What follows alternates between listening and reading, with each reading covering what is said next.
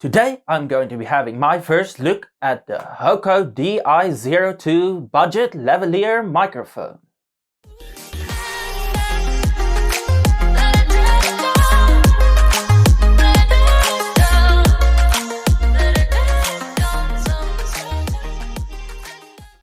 Hey guys, just a quick reminder before we get to today's video.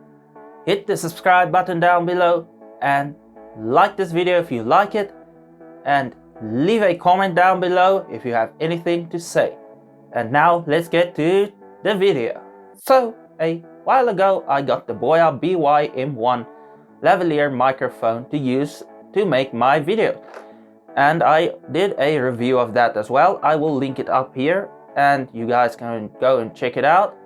And I was quite impressed with this little mic, and I'm still using it until today. It's right here. But I am looking into getting another backup mic and also a secondary mic for if perhaps I have to get another person on video. So now I got myself this little Hoco mic. I actually just found this mic by chance on the internet, and it was really cheap and it looked pretty good. So I bought it and I thought, well, what do I really have to lose? Now I want to find out if it's any good. So let's check it out. First of all, I just want to do a basic comparison of the two. So let's see exactly what is similar and what is different. So the Boya has all of its basic specs here on the back. As you can see here, there's all of the basic specs if you want to see that for the Boya. And then the Hoco, it doesn't have much on the packaging exactly in the sense of specs. It just basically has this right here. So let's see some of the most important specs and see what the difference is. First of all, both of them have a TRRS connector, which is perfect for using on your phone if you're making YouTube videos like I am with your phone. The big advantage that the Boya has is that it can pretty much work on any DSLR camera as well, or camcorder, because it does have this little battery holder right here that enables it to be a powered mic as well. So that's quite nice about the Boya, which does make it more expensive. So I can understand in that sense that it is much more expensive than this one. So next, the little Boya has a metal clip for clipping onto your clothes, and so does the Hoco. And the other thing is the cord. The little Hoco only has a 2-meter cord, which I actually think of as being a little bit too short, because unless you are just sitting like this close to a camera, actually even closer than I am right now, and talking to it, it's going to be hard to plug it right into your phone and use your phone as a camera to record videos with. The Boya actually has a 6-meter wire, which is really long. It's almost too long. Sometimes it's in my way actually, but I'm not complaining about that at all, because whenever I need it, when I need to be further away from the camera, I can. And I can get 6 meters away from the camera, or almost 6 meters at least, without my audio deteriorating at all. So that's pretty nice. But that's pretty much all of the similarities and the differences between the two. So now let's put the Boya's packaging aside and check out what we got with this little Hoco mic. Okay, so there we go. So the box just opens up from the bottom like this.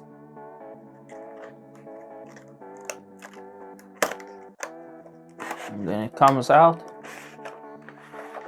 And there we go. Pretty much that's all that's inside of the box.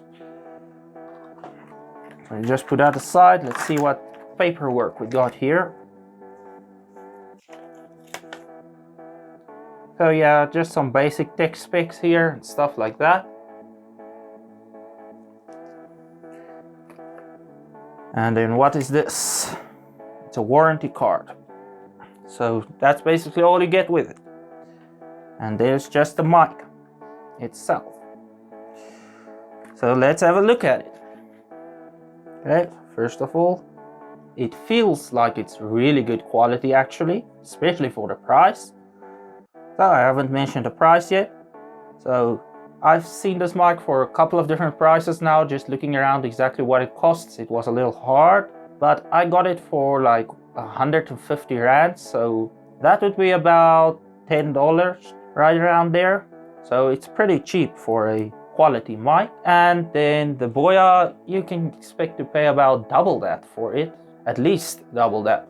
I'm not sure exactly what they cost by now, but back when I bought mine, it was about 300 rands, 350, around there. So yeah, that would be about 20 something dollars around there perhaps.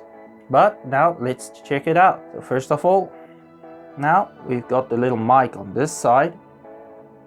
It's got a metal clip, so that's nice, but the clip for the mic itself is plastic, so that might break, but it could be good quality plastic. I'm not gonna judge it right away now. It's got a basic pop filter over the mic itself. There we go.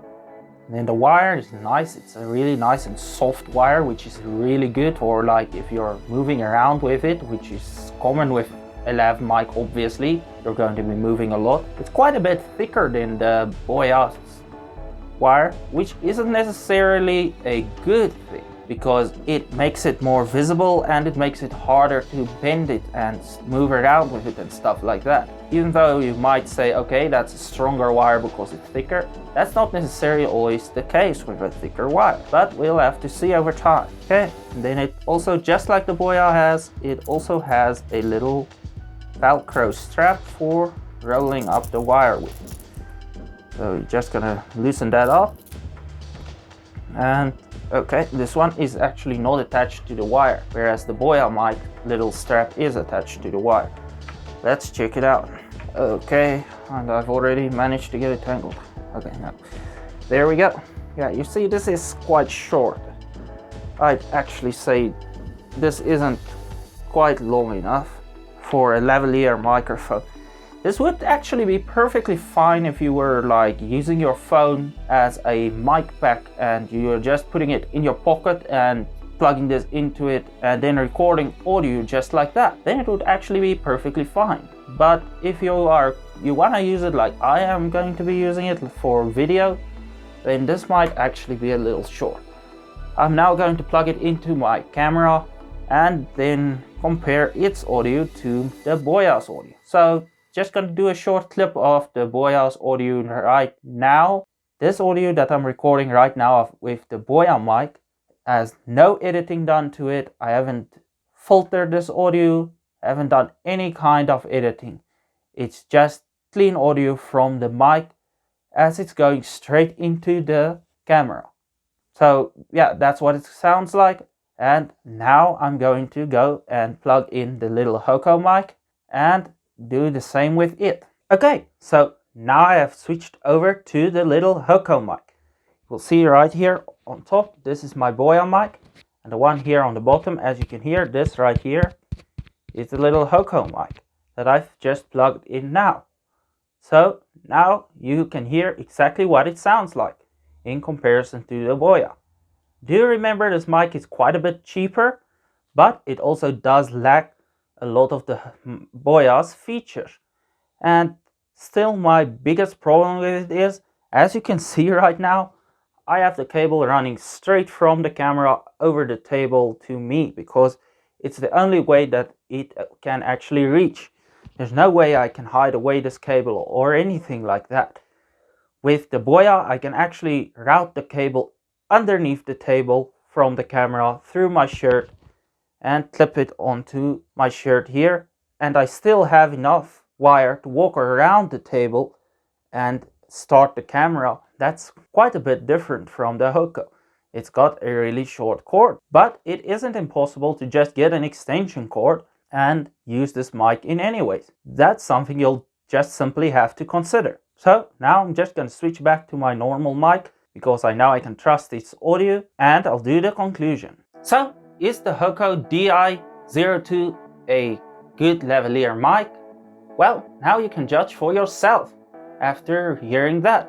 I'm also gonna go and listen to this in my editing now, Then I can judge it and see if I could use this mic whenever I'm doing my videos. But that's basically all I can say about this mic today. And I hope you guys found this video informative. And if you did, do remember to hit the like button down below and subscribe to the channel to watch more content like this. And if you have anything to say about this video or you want to ask a question, don't hesitate to leave a comment down below. And I'll see you guys next time.